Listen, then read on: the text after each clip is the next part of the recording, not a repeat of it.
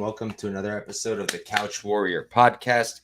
I'm your host, Mike, as always, and today we're going to be breaking down PFL Week 1, 2023.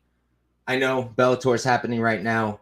I had it on my computer. I was watching it, but I can't keep it up during the stream because it messes up the Wi-Fi. But I'll be watching. I got a bunch of bets placed. Just go check out my Bet MMA or my Twitter page, and you'll see all of them if you want to tail. But we're going to break down PFL now. Probably won't be too many viewers because Bellator is happening, but it's all right. People can always watch it back after. This is going to be a quick episode. I don't have my notes that I usually do when I like to do these breakdowns. It's been a really busy week. If anybody here watching follows me on Twitter, you know that I'm in law school, had 2 big exams this week, and because of that, I couldn't really do a lot of content, couldn't do a lot of breakdowns. And then yesterday I was done, started just doing a ton of regionals, put out a ton of regional bets you guys can find again on my Bet MMA or Twitter account. So don't have my notes, but we're going to hop into it anyways, and I'll give you guys my spots. So without further ado, for our first fight, we've got Cory Hendricks versus Impa Kasanganay. Hendricks 9-5-0. He's 34 years old, 6'3" with a 73-inch reach. I think he's at Syndicate MMA. I don't have their gyms written down because, like I said, I couldn't do my usual notes. Impa 11-3-0, 29. He's going to be 5 years younger. 5'11". He's giving up 4 inches in height, 75-inch reach, 2-inch reach advantage. Training out of Sanford MMA. So Impa just fought 2 weeks ago on the Challenger Series, something like that. Knocked the guy out. The dude sucked. And this is a pretty interesting matchup. To start, I don't like Impa at this weight class. I understand PFL doesn't have a middleweight weight class, and maybe going down to welterweight would be too hard for him. He's built the dude's ripped. Excuse me. But I think this is a fight that he could handle. Cory Hendricks, I'm not sure what people love about him. Let's look at it, right? So he did beat Martin Hamlet. But Martin Hamlet got exhausted in that fight. I don't see Kasanganay gassing out. Then he lost to freaking Chris Camozzi. If you know who that is, you know that's terrible. Knocked out Sorty, and I'm sorry, Sorty is one of the most overrated guys in a long time just because he won a PFL title or 2, I think. And then he lost to Hamlet again. That should not have been a split. I was there live, and Hamlet definitely won that fight. So, like I said, he hasn't been that impressive. He can wrestle. His striking, I don't rate very high at all. He did fight on the Russian regional scene at some point. I don't remember exactly how many fights off the top of my head. So he's got decent experience, and he has been in the PFL now for a little bit. But Impa, also great experience. Fought in the UFC. Had a few decent fights outside of the UFC. Knocked out Jared Gooden. Fought in Eagle FC against Raymond Magomedaliev. Lost that fight, but showed really good takedown defense. Also, guys, it's showing me 1 bar for my connection. So if it's bad, just let me know in the comments. But overall, this is how I kind of see it playing out. I think Impa is going to be able to outstrike him. I think he's going to win those exchanges. I think Hendricks will shoot. I think Impa will be able to keep it on the feet. Impa, don't count him out for getting his own takedowns. He can also wrestle. It's not his thing, but he can do it. He's very well-rounded. So I do have Impa here. I played him at -135 when the line came down like crazy. It's -147 now, and I think it's still decent. Now it's kind of back to where it started, -150, but I really do think he should win this fight. My guy CT in the chat, thanks for pulling up, brother. I don't think they went too great, but it's all good. We'll see what happens. And yeah, man, good luck this weekend as well. Got a bunch of dog plays for Bellator. Kind of kicking myself. I was gonna bet what's that girl who won in the first fight, Mackenzie Stiller. And I talked myself out of it, and got to go with the gut more often. But we're going to move on to the next fight. This is something. Delan Monte versus Ty Flores. Monte 9-3-0, 29 years old, 6 feet tall with the 74-inch reach. We're going with Evolution Thai MMA. Flores 11-4-0. He's 29 years old, 6'3", so he's going to be 3 inches taller, 1-inch reach disadvantage. And it does appear that he trains out of Elevation Fight Team. So Flores, he was on the Contender Series against Dustin Jacoby when Jacoby was making his comeback, and he got murked. He didn't get knocked out, but he got outstruck. I think it was 100-something to 30-something strikes. And, look, Delan Monte is not freaking Dustin Jacoby. He's not going to come in here and out kickbox him like crazy, but even in the fights after, Flores is just not very good. He's very hittable. His own striking is mediocre. His wrestling ability, he can do it. It's not crazy. His takedown defense isn't great himself.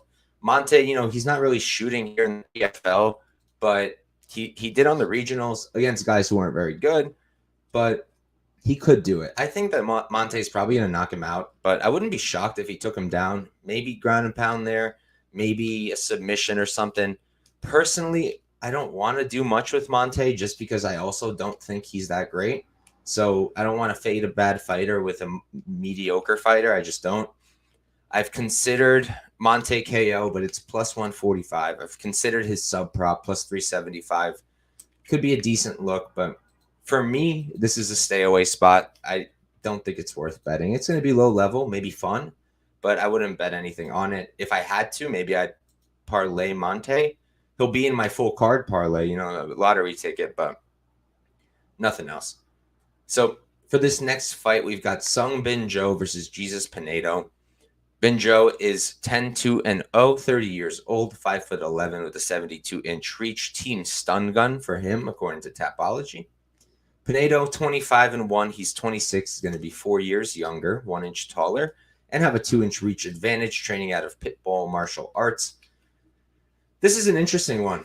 Both guys have fought in the UFC. Both guys have lost in the UFC, but Pinedo lost to the better people. Off the top of my head, I don't remember. I'm going to pull it up, though, so we can talk about it. Because Bin Jo, he lost to, what's his face?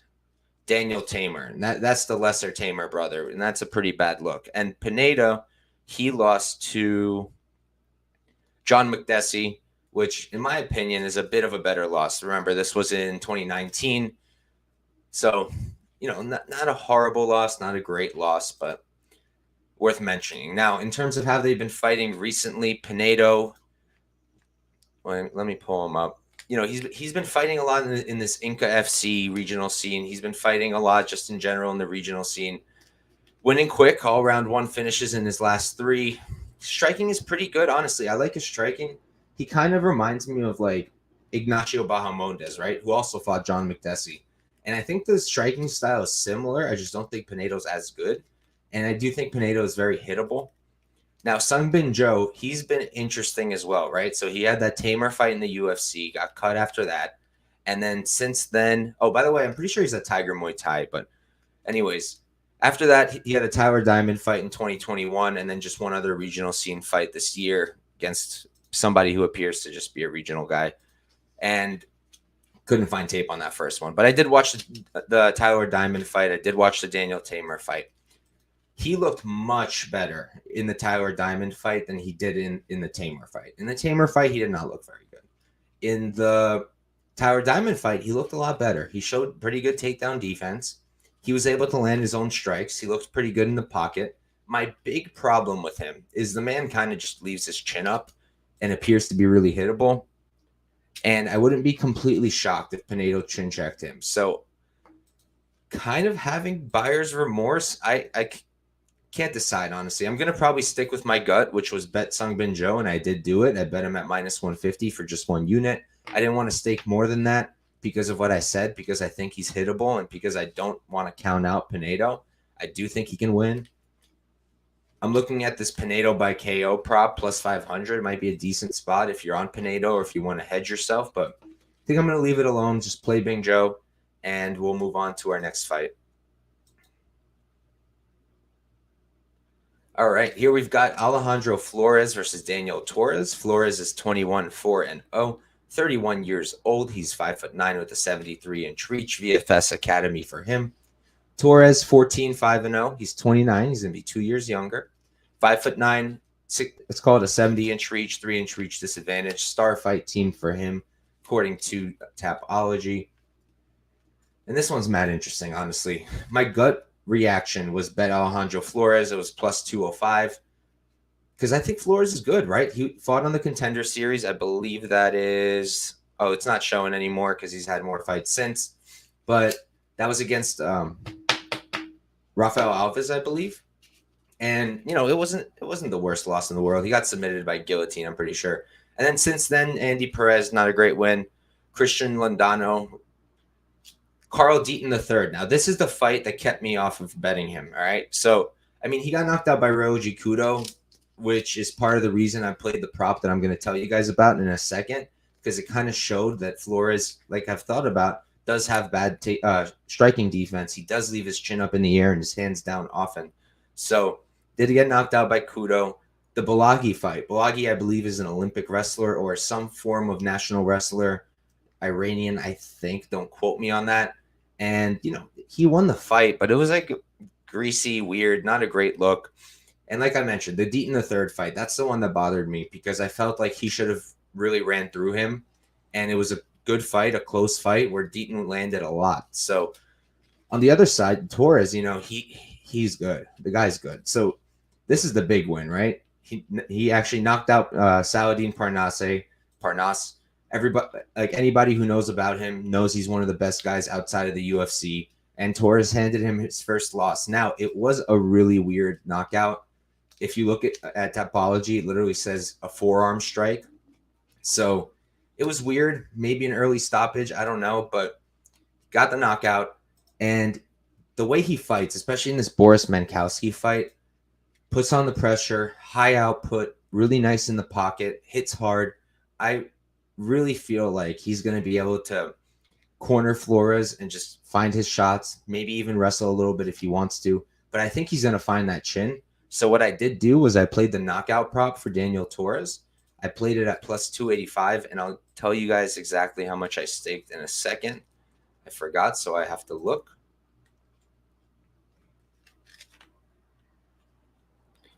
I put a third of a unit to win just under 1 unit. So that's the pick here, Torres by knockout, and we're going to move on. All right, not much to talk about here. Clear setup fight. Josh Silveira versus Sam Kei. Silveira 9-1-0. He's 30 years old. 6'1" with a 75-inch reach. American top team for him. Sam Kei, he's 8-6-0. Don't have his age. He's going to be 2 inches taller. Same reach pretty much. Spike 22 for the gym for him.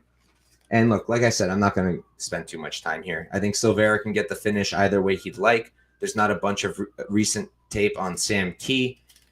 Don't really think very highly of him. I think Silveira runs through him, finishes him at some point in the fight. I've been trying to figure out how I could play him, if any way. Thought about parlaying him, minus 600. Thought about, I might end up doing that. Just don't know with who I would do it. Thought about the knockout prop, but at plus 200, that doesn't really get me very excited. And his sub prop also. Silveira round 2. See, that would have been a look, but it's plus 200. So again, not great. The round 3 prop plus 950, that sounds decent, but I don't think we're going to make it there. So not going to take much more time. That's it. Josh Silveira is a pick. ITD should dominate. Next fight, we've got Martin Hamlet versus Mohmmad Fakhreddine. Hamlet 10-4-0. He's 31 years old. 6'1" with a 75-inch reach. Frontline Academy for him. On the other side, you've got Mohmmad Fakhreddine. He's 15-4-0. He's 7 years older at 38. He's 1 inch shorter. Don't have his reach. Got Fortis MMA for him. And I actually just want to pull up something just to confirm for myself. Okay, yeah, I just wanted to check. So this is an interesting fight, I guess. I don't like backing Hamlet. I've done it a ton, but he's a great wrestler, an okay striker, but has a terrible gas tank and just falls off a cliff. That said, the guy he's fighting doesn't have much of a gas tank either. Also gets really gassed. He's a pretty good striker, but nothing special. Maybe he can knock out Hamlet. I think that's his probably his only chance. And his takedown defense isn't very good. So that's all Hamlet's going to need. I think Hamlet's going to take him down. I think Hamlet's going to dominate him on the ground. I've seen people on the sub prop. I can't blame them. I can definitely see it happening. Plus 375. Almost seems like a good price. Like a very solid price. Fakhreddine subbed once. Let me tell you when that was. See, that was in 2015 against Jara Hussein Al-Salawi, another PFL fighter now. But yeah, I'll probably stay off that sub prop just because I already have a stake on Hamlet and I am concerned about his cardio. But I played him at minus 119 for, I think, a unit. Let me tell you. for 1.2 units at minus 119. And that's it for me on this fight. Next up, we've got Chris Wade versus Bubba Jenkins, their second fight. For this one, Wade, 22, 8-0. He's 35 years old, 5'10" with a 70-inch reach, Long Island MMA. Jenkins, 19, 6-0. He's the same age, 2 inches shorter, 2-inch reach advantage, Black House MMA for him. So I watched the first fight, right? And Bubba got him down a lot, especially in the first round. He finished off the first round. The live odds were like minus 270 Bubba. And what happened was, as the fight went on, Wade was he was still getting taken down, but he was able to reverse it, get his own top position, and then do much better work on top. One moment. Sorry. And kind of made me wary. And that's why I don't want to bet Wade. I might end up doing it. I'm considering parlaying him and Silveira. His counter wrestling is so good, and he's a good striker, and he can wrestle too himself. He can do it. And Bubba Jenkins, cardio is a question mark. The striking has been improving, and I actually really like the way he strikes when he's striking long, keeps it straight now. But I still think Wade is going to be the better striker. So I honestly don't see this fight playing out much different than it did the first time. Other than possibly parlaying Wade, what I'm thinking is these sub props. If we had like DraftKings, if they had like fight ends in sub, I would play that, but I don't think we have that. So what I'm thinking about is just putting like a tenth of a unit each on their sub props. It's plus 625 for Wade. And he did have Bubba Jenkins in a few spots where he could have gotten a submission. And Bubba has his sub prop is at plus 1600, which I'm shocked that money hasn't come in on it. I know that Wade, I'm pretty sure he's never been submitted. But Jenkins, he is going to get takedowns and he will get top control. How much? That's a question mark. But would it be shocking if he got a sub? No. So I might just lay like a tenth of a unit on each of those instead of, playing fight ends in sub if I would have had that prop. But that's going to be it for this fight. The pick is Chris Wade. We're going to move on. What do we got left? 4 fights left. All right. So this next one, we've got Movlid Khaybulaev versus Ryoji Kudo. Khaybulaev, 19-0-1, 32 years old, 5'6" with a 70-inch reach. Fight Night's team for him, I know off of his Instagram, he's in Dagestan. Kudo, 11-4-1, 29 years old. He's going to be 1 inch taller, 1 inch reach advantage. Tribe Tokyo MMA for him. Look, I like Kudo. I think he's cool. I think he's fun. I think he's a pretty good fighter. But come on, what is he going to do here? Like, he can definitely get taken down. He got taken down by Jenkins. I know Bubba is a fantastic, highly credentialed wrestler. But, Movlid is a true Dagestani wrestler. He's very good at it. And I do think he's going to get him down quickly, often. And I do think he's the side. I don't see Kudo knocking him out. And other than that, I'm not sure what Kudo could do here. If somehow his takedown defense is elite and he can just outstrike him. But Movlid can strike too. So I think Movlid dominates. He is like a minus 900, 700 favorite, 700. The way I'm looking at it is this. I'm thinking, what if I play his round 2 and 3 props? Because I do think he can get a finish. I know that he's a decision machine, but it's against mostly high-level dudes. And Kudo, he's very finishable. Even on the feet, he's hittable. So I'm looking at round 2. Khaybulaev, it is, let me tell you, plus 450. And I'm looking at round 3 Khaybulaev. It's plus 750. His ITD prop minus 115. See, I'd rather go the way I just said because I don't think he gets the finish in round 1. Could he, like Jenkins did? Yes, but I just don't think so. I think what's going to happen is he's going to just completely dominate with the wrestling and tire out Kudo and then pick up a finish in round 2 or 3, whether that's a knockout or a sub. I personally can't tell you. So that's going to be my play, I think, a quarter unit each on those round props, and that's going to be it. All right, next fight. Let me close this one.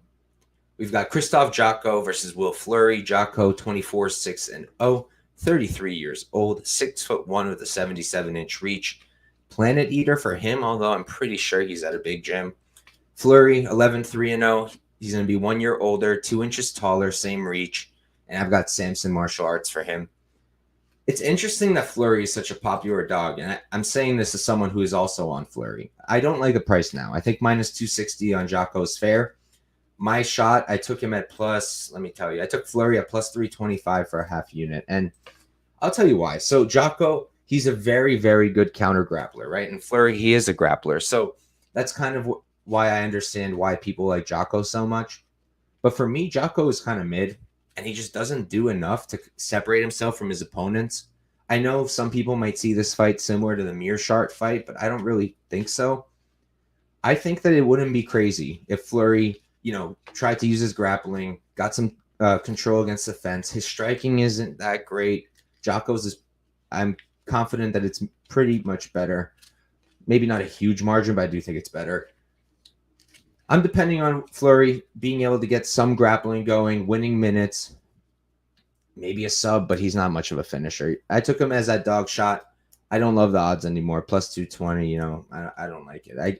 I can't blame people on Jotko, but I did think Fleury was a decent shot at those odds. And we're going to move on. This is one that a lot of people have been talking about. We've got Rob Wilkinson versus Thiago Santos. Wilkinson, 17-2-0, 31 years old. He's 6'3" with an 80-inch reach, training at a Factory X. Santos, 22-11-0, 8 years older at 39. He's 1 inch shorter. He's going to have a 4-inch reach disadvantage. Tata fight team for him. And for me, I like Santos. I know people really like Rob. People really think he's going to knock Thiago out. I know Santos has had bad fights recently. I know that he is older now. I know about the knee. But look, Wilkinson's good and all, but he's not destroying really good competition. Before he got brought into the PFL, he was back fighting in either Australia or New Zealand. I'm not positive. I think Australia. And here you go, Hex, whatever it's called, Fight Series. That's in Australia. Here, he's already in PFL. He was actually an underdog to this guy, Bruce Soto, and I played Wilkinson there because I definitely thought he was better there. Then he fought Victor Pesta. Is knocking him out that impressive? No, Pesta was never on the level of Santos. Delan Monte, come on. Omari Akhmedov, better win, but Omari, low output, bad cardio. Santos, look who he's been losing to, right? Jamal Hill, current champion, got 6 takedowns there. That was pretty impressive. Ankalaev could have been champion. That draw was an interesting decision. Johnny Walker, I know it's a super boring fight, but Walker's pretty good at it. Walker versus Wilkinson would be a great fight. Rakic lost that in a boring fight, but again, Rakic just towards the top of that division. And Glover got submitted by him, former champ. I think that Thiago is going to hit harder. I think that the striking, there's not a huge difference here. And I don't think necessarily Wilkinson is going to have better striking, maybe better output. But look at the Monte fight. Monte landed plenty. Most of his fights, his opponents are also landing. It's not a one-way, just run through. I think both guys can grapple, right? Both guys can wrestle. Kind of more so expected out of Santos here. And I think on the feet, it's going to be close. So I'm going to be playing Santos. I will. Waiting for the line. It's currently at plus 170, and I bet it's going to get better. I think people are parlaying Wilkinson. I'm just going to put a half unit on it. Ideally at plus 200, that'll be sick. So we're going to have to see what happens. But make sure you're following the Twitter. That's where I'm going to post it if it happens. And we're going to move on to our final fight, the main event of the evening. So for this next one, we've got Brendan Loughnane versus Marlon Moraes. Loughnane, 26-4-0, 33 years old, 5'9" with a 71-inch reach. Manchester Predators for him, according to Tapology. Pretty sure that's wrong. Marlon Moraes, 23-11-1, 5 losses in a row, all by knockout. Good guys other than Shaman Moraes. Song Yadong, Marab, who he almost knocked out, Rob Font, Cory. 34, he's 1 year older, 3 inches shorter, giving up, 5 inches in reach. The armory for him, even though I'm almost positive that's wrong too. Not much to say here. I'll be quick and easy. Loughnane should win this fight. Even if he doesn't get a knockdown, I think he's a better man. Marlon Moraes, just a shell of himself. And it is likely Loughnane probably finds the chin. It's not that Loughnane is this intensely powerful man, but he has good output, and I think it's going to add up. But minus 225 for his KO prop, not going to do that. Going to stay off this one. Not even going to parlay it. It's just not playable for me. Loughnane's minus 700. No good for me. But he's the pick. And that's it. Thank you guys for tuning in. Thanks for anybody watching after this. And let's go watch some Bellator. Peace out, guys.